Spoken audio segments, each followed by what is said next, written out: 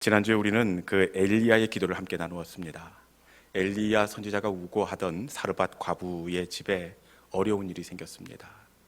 그의 아들이 죽고 말았습니다. 과부의 아들이 죽자 엘리야가 어떻게 했습니까? 그 아이 위에 엎드렸습니다.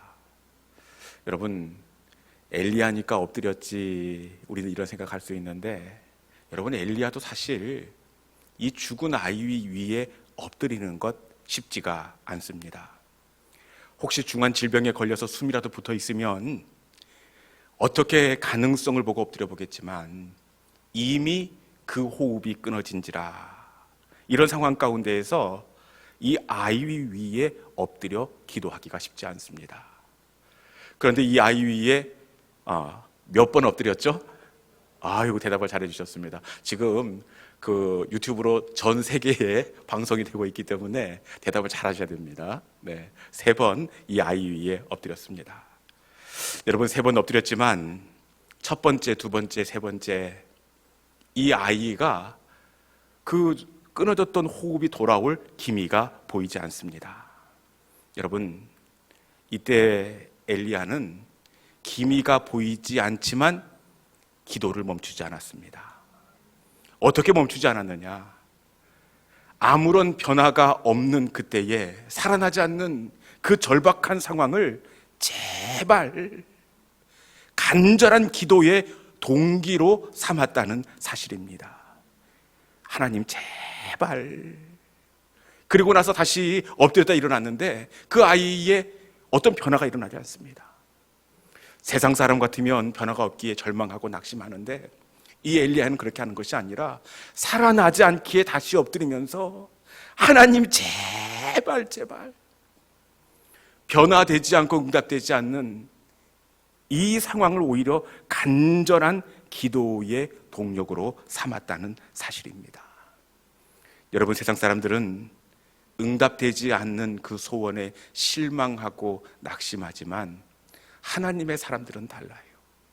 오히려 응답되지 않았기에 더더욱 간절히 하나님을 붙잡는 사람이 하나님의 사람인 줄로 믿습니다. 여전히 응답되지 않는 그 가능성 앞에서 조금 마음이 상한 성도들이 있을 수 있습니다. 여러분, 이때는 마음이 상할 때가 아니라 오히려 더욱 간절한 기도의 기회로 삼아야 할 줄로 믿습니다.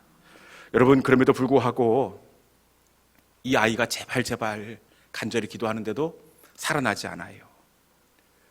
그럼에도 불구하고 이 엘리야가 그 아이 위에 엎드리고 또 엎드렸습니다. 어떤 가능성도 변화도 보이지 않는데 그 아이 위에 엎드리고 또 엎드릴 수가 있었을까요? 그것은 엘리야는 기도가 품는 거라는 것을 알았기 때문에 그렇습니다. 기도는 어미 닭이 알을 품듯이 기도는 문제를 품는 것입니다. 여러분, 어미 닭이 부화시키는 과정을 보면 22일 동안 그 계란이 그대로 있습니다. 색깔이 변하는 것도 아니고 그 안에서 소리가 들리는 것도 아니고 금이 가지도 않습니다. 21일 동안 겉으로 보기에는 아무런 변화 가능성이 보이지 않습니다. 그런데 여러분, 겉으로는 그대로인 것처럼 보이지만 품을 때 어떻게 됩니까? 그 속에서는 달라지고 변화하고 생명으로 자라나게 된다는 사실입니다. 기도는 겉을 보고 실망하고 낙심하는 것이 아니라 속을 보는 겁니다. 우리가 문제의 계란 위에 엎드릴 때마다 그 속에서 살리시고 변화시키시고 고치시는 그 하나님의 역사를 바라보면서 겉을 바라보고 낙심하는 것이 아니라 끊임없이 우리의 문제의 알을 품는 것, 이것이 바로 기도입니다. 겉을 바라보지 마시고 우리가 품을 때 속에서 일하시는 하나님의 역사를 바라보면서 기도를 멈추지 않는 우리 믿음의 성도들이 될 수 있기를 주님의 이름으로 축원합니다. 오늘 우리가 나누게 될 말씀은 사사기입니다. 여러분, 이 사사기의 역사적 배경이 어느 자리이냐? 이스라엘 백성들이 광야에서 나온 이후에 약속의 땅에 들어간 이후의 삶을 이 사사기가 배경으로 삼고 있습니다. 약속의 땅에 들어간 그들의 삶을 보면 어떻게 되어 있습니까? 우리 생각에는 은혜로 약속의 자리에 들어갔으니까 정말 감격과 기쁨으로 하나님을 잘 예배할 것 같은데, 얼마 지나지 않아 그들의 삶을 들여다보면 완전히 가난한 사람처럼 되어 있는 것을 우리가 확인할 수가 있습니다. 이때 우리 하나님께서는 그 이스라엘 백성들을 돌이키기 위해서 어떻게 합니까? 대적을 일으킵니다. 그들 가운데 남겨두었던 이방 백성들을 강성하게 하셔서 이스라엘 백성들이 그들의 삶의 자리를 돌아보고 돌아오게 하십니다. 여러분, 그런데 하나님이 그 이방 백성들로 통하여 그들이 어려움을 당할 때 그 어려움의 크기가 커지면 개입하시는 것이 아니더라고요. 그 대적들의 폭력과 문제가 커지면 그때 하나님이 개입하시는 것도 아니고, 그 어려움의 시간이 길어지면 그때 하나님이 개입하시는 것이 아니더라고요. 사사기에 보면 12명의 사사를 통하여 그 어려움을 극복하게 하시는데, 어떤 때는 5년 만에 어려움을 겪은 지 5년 만에 사사를 세우시기도 하고, 어떨 때는 어려움이 지난 8년 만에 사사를 세우기도 하고, 삼손이 등장하기 전에는 40년 동안이나 그 어려움이 지속되게 되었습니다. 이걸 통해서 무엇을 알 수 있느냐? 이 어려움의 크기와 기간이 하나님의 그 개입과 역사로 연결되지 않는다는 겁니다. 여러분, 언제 하나님께서 개입하시느냐? 기간도 아니고 그 대적의 폭력의 그 크기도 아닙니다. 우리 하나님께서 개입하는 시점이 있는데 바로 그때입니다. 우리 본문 3절의 말씀을 같이 한번 읽어봅시다. 언제 하나님께서 그들의 아픔 가운데, 문제 가운데 개입하시는지 3절에 이런 말씀 같이 읽습니다. 자, 시작. 야빈 왕은 철병거 900대가 있어 20년 동안 이스라엘 자손을 심히 학대하였으므로 이스라엘 자손이 여호와께 부르짖었더라. 아멘. 3절 이후부터 하나님께서 개입하십니다. 그런데 언제 하나님께서 개입하십니까? 이스라엘 자손이 여호와께 부르짖음에, 부르짖을 때 사사를 세워 대적을 물리쳐 주십니다. 여러분 잘 들으십시오. 시험의 세기가 하나님의 일하심으로 연결되는 것이 아니고, 그리고 그 어려움의 크기가 하나님의 은혜로 연결되는 것이 아닙니다. 이스라엘 자손이 부르짖음에, 이스라엘 자손이 부르짖을 때 하나님이 개입하시고, 부르짖을 때 하나님이 대적을 물리쳐 주신다는 겁니다. 우리의 문제에 개입해 주시는 것도 마찬가지입니다. 여러분, 기간이 아닙니다. 남들이 알아주지 못할 만큼 기가 막힌 문제와 사연이 아닙니다. 우리 하나님께서 일하시는 때는 언제나 부르짖을 때 일하시고 부르짖을 때 개입하십니다. 우리가 하나님을 향하여 두 손을 들 때 그것이 곧 하나님께서 일하시는 시간이 되는 줄로 믿습니다. 이 시간, 이 밤이 우리 하나님 앞에 두 손을 들고 우리 하나님의 일하심으로 연결되는 은혜의 밤이 될 수 있기를 주님의 이름으로 축원합니다. 이스라엘 백성들이 부르짖을 때 하나님은 역시 사사를 세우시는데, 그 사사들 가운데 유일한 여사사를 세웁니다. 그 여사사 이름이 들어보셨죠? 이 성이 좀 특이하죠? 드시입니다. 드시. 이름은 보라. 네. 드보라라는 여사사를 이렇게 세우십니다. 그런데 이 사사를 세워서 대적과 맞서는 그 순간을 올라가 보면, 여러분, 하나님께서 회복을 하시려고 일꾼을 세우긴 하지만 도저히 답이 보이질 않더라고요. 그 어떤 승산도 없어 보입니다. 지금 가나안 왕 야빈과 이스라엘 백성들과 이제 싸움을 벌일 참인데, 그들이 보유하고 있는 이 무기를 비교해 봐도 이것은 싸움이 되지 않습니다. 여러분, 전쟁 가운데 중요한 요소가 많이 있지만 그 무엇보다도 중요한 것이 무기 아니겠습니까? 그 가나안 야비는 어떤 무기를 가지고 왔는지, 이스라엘 백성들은 어떤 무기를 들고 나가서 맞서고 있는지 13절에 있는 말씀 같이 한번 읽어보겠습니다. 13절, 그들이 가지고 온 병기가 뭔지 13절 말씀 읽습니다. 자, 시작. 시스라가 모든 병거 곧 철병거 900대와 자기와 함께 있는 모든 백성을 하로셋 학고임에서부터 기손 강으로 모은지라. 시스라가 가지고 온 그 대적의 주력 무기가 무엇입니까? 그렇죠. 철병거입니다. 철병거는 앞에서 말이 끌고 뒤에 마차가 달려 굴러가는 전차를 의미합니다. 그에 반하여 이스라엘 백성들은 어떤 무기를 가지고 나왔겠습니까? 그 대적들은 철로 만들어진 병거를 가지고 왔습니다. 이스라엘 백성들은 최소한 이 낫이나 아니면 새로 만든 쇠시랑이나 이런 것 가지고 나와야 될 터인데, 제가 가서 봤잖아요. 철로 된 거 하나도 없습니다. 그냥 뭐 홍두깨처럼 생긴 몽둥이, 그 기껏 조금 괜찮다 싶은 무기가 이 물맷돌입니다. 이게 빈말이 아니라 왜 이들이 이런 형편없는 물건을 들고 나왔느냐? 이 당시만 해도 이스라엘 땅에서는 철을 다룰 수 있는 기술이 없었습니다. 사실 지금 사사 시대 이후에 한 200~300년 뒤에 그때 다윗과 골리앗이 싸울 때 그때도 철을 다룰 수 있는 기술이 없어서 누구만 칼을 차고 갔죠? 사울만 칼을 가지고 있었습니다.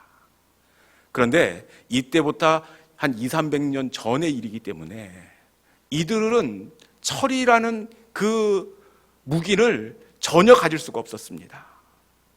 말씀드렸다시피 이들은 물맷돌이나 아니면 뭐 홍두깨나 죽창 정도의 무기를 가지고 맞섰을 것입니다. 여러분, 반면에 말씀드렸지만 적들은 어떤 무기를 가지고 왔다고요? 철병거 가지고 왔습니다. 말이 앞에서 달리며 끄는 전차입니다. 여러분, 영화에서 보셔서 알겠지만 이 병거, 이게 출발할 때 보면 말이 그냥 출발하지 않습니다. 일단 뒤에서 채찍을 잡고 이리야 하면 멋지게 말이 막 앞발을 들면서 포효를 하면서 이 하면서 이렇게 용술철처럼 튀어나가는데, 여러분, 그 철병거가 이 흙 바퀴를 한번 굴러보십시오. 어떤 소리가 나겠습니까?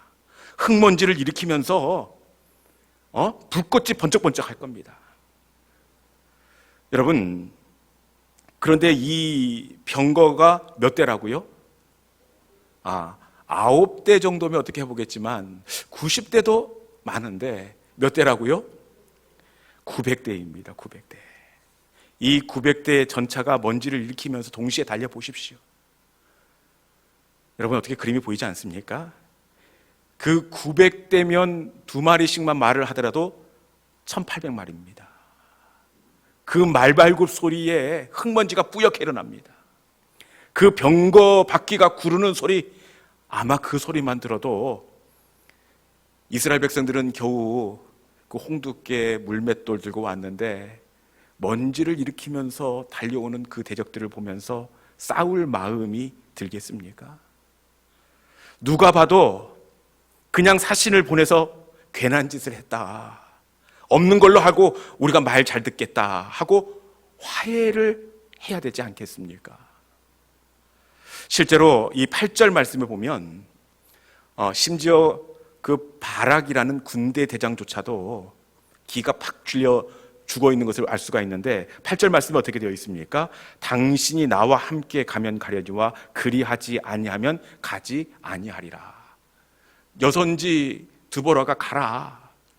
그런데 그 군대 대장 바락이 당신이 가면 나도 가겠지만 당신 없이는 못 갑니다. 기가 질려 있는 것을 알 수가 있습니다. 군대 대장이 이 정도면 백성들은 어떻겠습니까? 아니, 여러분이 만약에 이 상황 가운데 있다면 어떤 마음이겠습니까? 남의 일이라고 너무 멀리 그냥 막연하게 생각하지 마시고, 지금 막 흙먼지를 일으키면서 900대 철병거가 지금 공격해 오는데 싸우러 가야 합니까? 포기해야 합니까? 대답을 쉽게 못하겠지요. 그동안 남 일이라고 너무 쉽게 생각했던 겁니다. 여러분, 그럼에도 불구하고 이스라엘 백성들이 어떻게 하느냐? 우리 14절에 있는 말씀 같이 한번 읽어보도록 하겠습니다. 14절에 있는 말씀, 자, 시작. 드보라가 바락에게 이르되 일어나라, 이는 여호와께서 시스라를 내 손에 넘겨주신 날이라. 여호와께서 너의 앞서 나가지 아니하시느냐 하는지라. 이에 바락이 10,000명을 거느리고 다볼 산에서 내려가니. 이 상황 가운데서 이스라엘 백성들이 어떻게 했습니까? 바락이 10,000명을 거느리고 다볼 산에서 내려가니. 여러분, 이스라엘 백성들은 포기하지 않았다는 사실입니다. 세상적인 눈으로 보면 모든 가능성이 사라지고, 세상의 눈으로 보면 시도하지 말아야 할 상황이지만, 이스라엘 백성들은 포기하지 않고 그 싸움터로 내려갔습니다. 여러분, 도대체 이들은 가능성이 없는 그때에 왜 포기하지 않고 내려갈 수가 있었을까요? 어떻게 그들은 포기하지 않았을까요? 다음 시간을 기대하시라, 개봉박도. 그러면 다음 주에 좀 더 많이 나올 텐데. 네. 여러분, 그들이 포기하지 않고 내려갔던 것은 그것은 그들과 함께 하고 계시는 하나님이 보여졌기 때문입니다. 우리 14절 말씀 마지막 부분에 보니까 어떻게 되어 있습니까? 이에 바락이 10,000명을 거느리고 다볼산에서 내려가니. 어떻게? 이에 내려갔다, 이렇게 되어 있습니다. 이에 내려갔다. 그러니까 앞에 무언가가 있었기 때문에 이에 내려갔다, 이런 의미입니다. 여러분, 도대체 앞에 무엇이 있었기에 이에 내려갔을까요? 다시 한번 우리 14절에 있는 말씀, 중요한 말씀이니까 다시 한번 읽어보도록 하겠습니다. 14절, 자, 시작. 드보라가 바락에게 이르되 일어나라, 이는 여호와께서 시스라를 내 손에 넘겨주신 날이라. 여호와께서 너의 앞서 나가지 아니하시느냐 하는지라. 이에 바락이 10,000명을 거느리고 다볼산에서 내려가니. 아멘. 여호와께서 너의 앞서 나가지 아니하시냐. 이에 내려갔다. 여호와께서 너의 앞서 나가지 아니하냐. 그들 가운데 하나님이 보여졌다는 사실입니다. 하나님이 보여질 때 이에 내려갔더라. 이스라엘 백성들은 문제만을 바라보지 않았습니다. 문제 속에 함께 내려가시는 하나님, 그들을 도와주시는 하나님을 바라볼 때에 이에 내려갈 수 있었습니다. 여러분, 믿음은 하나님을 바라보는 겁니다. 기도는 문제만을 바라보는 것이 아니라 문제 속에 함께 내려가시는 하나님을 바라보는 것이 바로 기도가 되는 줄로 믿습니다. 이건 아주 중요합니다. 잘 들으십시오. 상황과 형편만을 이렇게 형편을 간과하는 것도 문제입니다. 그것은 상황과 형편을 간과하는 것은 그것은 맹신일 수 있습니다. 그런데 더 큰 문제는 뭐냐? 더 큰 문제는 상황과 형편만을 바라보는 것, 이것이 더 큰 문제라는 겁니다. 여러분, 믿음은 문제만을 바라보는 것이 아니라 문제 안에 함께 계시는 하나님을 바라보는 것, 이것이 바로 믿음이 되는 줄로 믿습니다. 여러분, 왜 우리가 상황과 문제만을 바라보지 않아야 하느냐? 상황과 문제만을 바라보면 시도조차도 하지 않기 때문에 그래요. 상황과 문제만을 바라보면 포기하기 때문에 그렇습니다. 하나님께서 가나안 땅을 약속해 주셨습니다. 이미 마련해 두셨습니다. 그런데 그 땅을 다녀온 10명의 정탐꾼이 포기하고 낙심하고 절망합니다. 왜 절망했습니까? 그 상황과 문제만을 바라보았기 때문에 그렇습니다. 그들은 하늘에 닿아 있는 가나안 성벽만을 바라보았습니다. 그들에 비하면 우리는 메뚜기라 외형적으로 보여지는 가나안 족속들만을 바라보았습니다. 상황과 문제만을 바라볼 때 우리가 차라리 광야에서 죽는 것이 낫겠노라 싸워보지도 않고 포기하는 말을 쏟아놓고 말았습니다. 여러분, 반면 갈렙과 여호수아는 어떻게 하였습니까? 갈렙과 여호수아는 함께 하시는 하나님을 바라보았습니다. 문제, 상황을 간과한 것이 아니라 정확히 보고 거기에 아울러 함께 하시는 하나님을 바라보았습니다.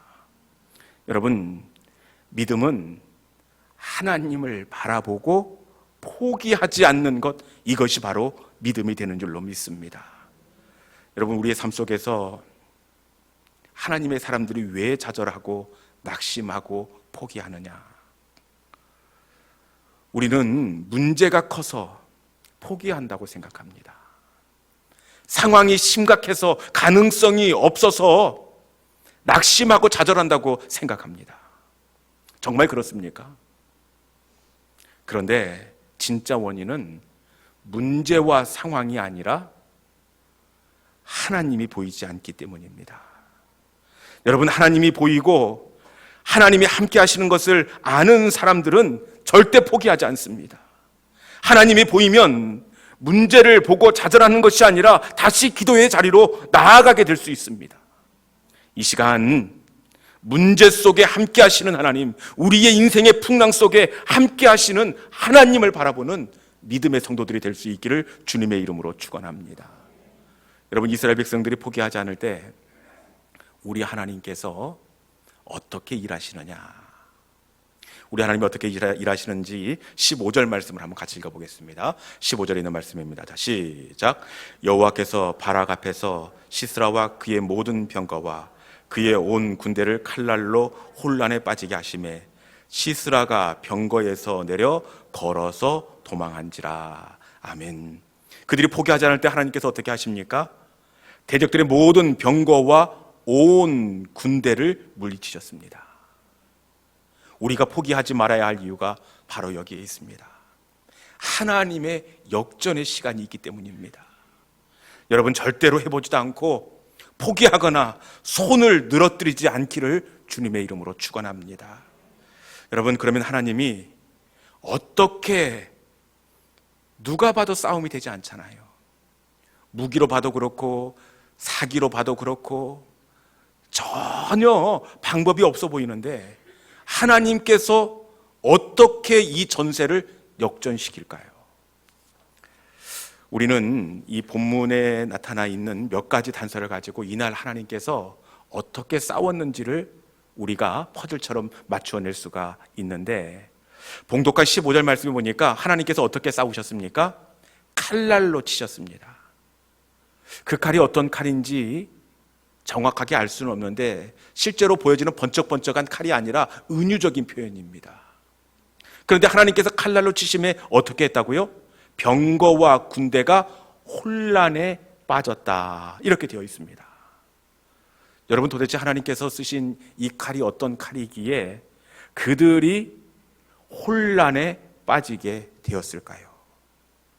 그리고 이어지는 내용에 보니까 혼란에 빠졌을 뿐만 아니라 그들이 어떻게 했다고요? 병거에서 내려 걸어서 도망을 치고 있는 것을 확인할 수가 있습니다.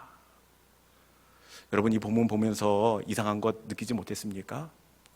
아니, 도망을 가려면 다시 전차를 돌려가지고 말을 세게 몰아서 도망가야 할 터인데 어찌 된 일인지 하나님께서 칼날로 치셨는데 그들이 병거를 버려놓고 도망을 가고 있습니다.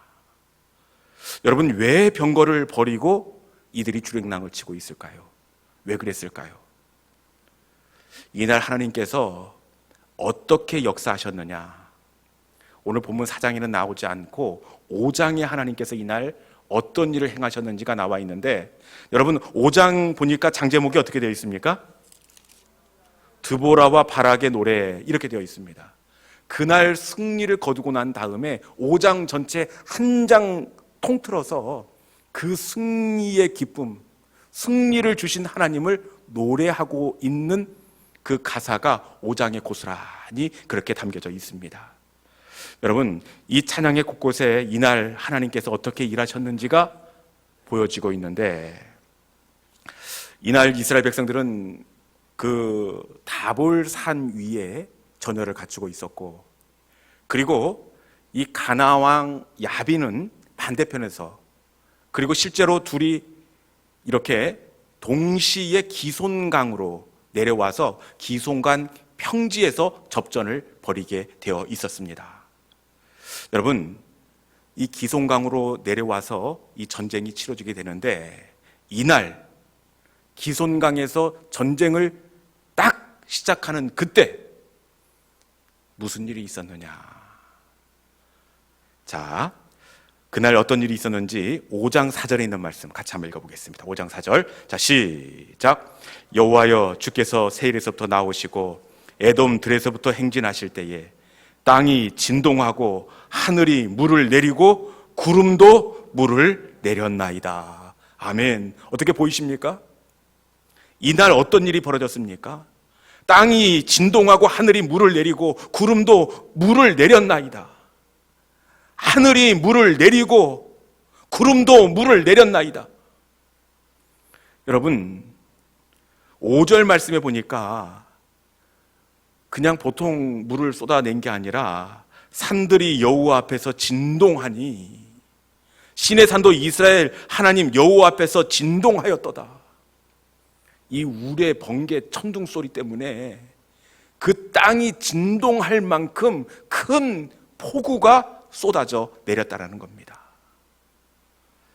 그 결과 어떻게 되었느냐? 21절에 있는 말씀 같이 한번 읽어보겠습니다. 21절. 자, 시작. 기손강은 그 무리를 표류시켰으니 이 기손강은 옛강이라. 내 영혼아, 내가 힘 있는 자를 밟았도다. 아멘. 여러분, 폭우가 쏟아진 때, 그때 결과가 어떻게 되었습니까? 기손강이 그 무리를 표류시켰으니 강물이 범람하고 말았습니다. 그 전쟁이 시작하는 그때 하나님께서 갑자기 폭우를 쏟아 부었기 때문에 그 강물이 범람했습니다. 그 강물이 범람해서 그 땅이 질꺽질꺽하고 수렁이 될 때에, 여러분, 그 가나안의 전차가 무슨 소용이 있겠습니까? 그 전차가 범람한 기손강에 떠내려가고 그 빠져서 쓸모가 없게 되었습니다. 그리고 그날 이스라엘은 그 기손강에서 승리의 찬송을 부르게 되었습니다. 여러분, 이제 말씀을 맺겠는데 다시 처음으로 한번 돌아가 봅시다. 다볼산에서 10,000명의 이스라엘 군인들이 두려움을 떨고 있습니다. 왜 떨고 있습니까? 도저히 승산이 없기 때문에, 끝이라고 생각되었기 때문에 두려움에 떨고 있습니다.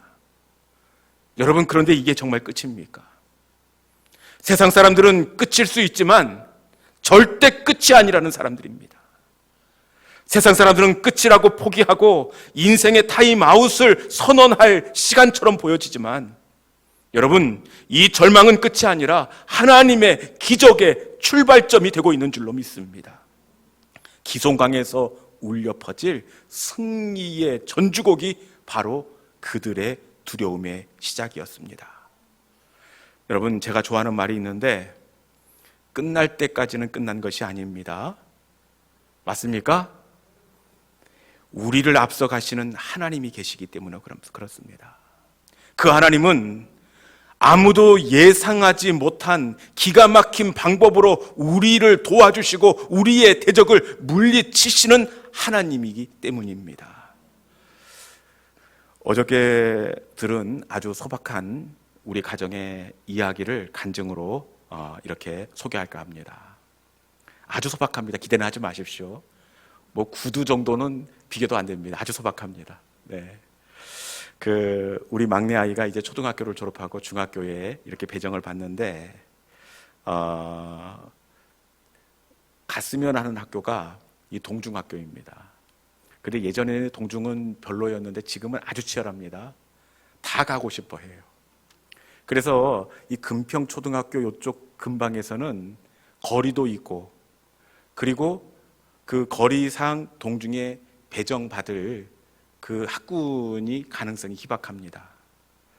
여러분, 거리도 있고 경쟁률도 있고 그래서 어렵지 않을까 이렇게 생각을 했는데, 우리 은율이 올 기도 제목 첫 번째가 뭐겠습니까? 동중에 가게 해주세요, 이렇게 썼습니다. 여러분, 그런데 금평초등학교 전교 여자아이 중에 딱 한 명만 동중에 들어갔습니다. 여러분, 그 아이가 너무 소박합니다. 여러분, 전교에서 동중에 간 딱 한 명, 바로 우리 은율이입니다. 여러분, 하나님이 하시면 어떻게 될지 모릅니다. 다른 여자친구들은 괜히 거기 있었다가 떨어지면 더 멀리 갈까 봐 시도도 하지 않았습니다. 여러분, 시도하지 않으면 가능성 제로입니다. 그런데 내가 심고 시도하고 기도하면 이 심어놓은 그 씨앗이 날지 안 날지는 최소한 50%입니다. 시도하지 않으면 아무것도 거둘 수가 없습니다. 여러분, 기도를 멈추지 않기를 바랍니다. 그리고 또 하나의 간증이 있는데, 아는 집사님 따님이 있었는데 병원의 원무과에 이렇게 취직을 원했습니다. 1차 합격하고 2차 면접도 보고 왔는데 저한테 안 될 것 같다는 말씀을 합니다. 면접 온 사람 중에 한 사람이 너무 똑똑하고 엄마가 그 병원 직원이고 면접 보는데 자신감이 넘쳐서 틀림없이 그 아가씨가 될 것 같다, 가능성이 없습니다 하면서 이렇게 코를 쑥 빼놓고 있는 겁니다. 그래서 제가 물어봤습니다. 안 됐다고 결정이 됐습니까? 그랬더니 아직 결정도 안 됐는데 이미 낙심하고 손을 들어드리고 있는 겁니다. 그래서 딱 한마디 했습니다. 끝날 때까지는 끝난 게 아닙니다. 하나님이 하시면 어떻게 될지 모를 일입니다. 그리고 다시 기도를 시작했는데 어떻게 되었겠습니까? 이 아이가 되었어요. 여러분, 어떻게 될지 아무도 모릅니다. 지레 겁먹고 포기하지 마시고, 여러분, 하나님께서 하시면 그 기손강에 비를 쏟아가지고 그 전차가 무용지물이 되게 할 줄, 그게 짐이 되게 할 줄 누가 알았습니까? 여러분, 우리 상황 가운데 함께하고 계시는 그 하나님을 바라보면서 다시 기도를 시작할 수 있기를 바랍니다. 제가 보니까 올해 계속해서 하나님께서 기도의 말씀을 주세요, 저에게. 그리고 기도하는 것마다 참 감사하게도 낫게 하시고 취직되게 해주시고 아기 낳게 해주시고 하나님께서 놀라운 그런 은혜들을 보여주십니다. 여러분, 올 한 해 우리 하나님께서 우리 교회 가운데 추수의 계절이 되게 하십니다. 쌓아놓은 은혜를 누리게 하시는데 그 은혜를 어떻게 누릴 수 있느냐? 그것은 다시 기도를 시작하는 겁니다. 기도의 길을 통해서 하나님은 우리 가운데 은혜의 마차를 보내십니다. 우리 이 시간에 문제와 상황을 보고 낙심하고 기도의 문을 닫는 것이 아니라 문제 속의 상황 속에 함께 하시는 하나님을 바라보면서 다시 기도의 자리로 나아가는 우리 믿음의 성도들이 될 수 있기를 주님의 이름으로 축원합니다. 이 시간에 우리 함께 주신 말씀을 마음속에 품고 주만 바라볼지라, 우리 함께 찬양하도록 하겠습니다.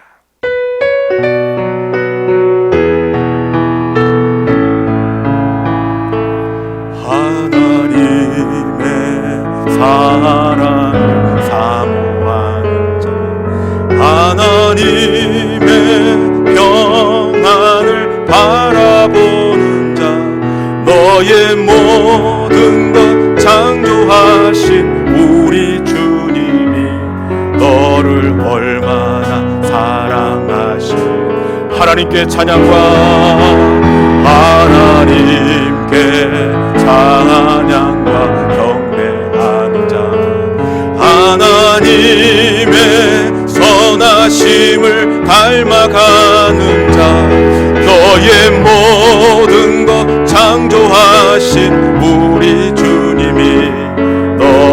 나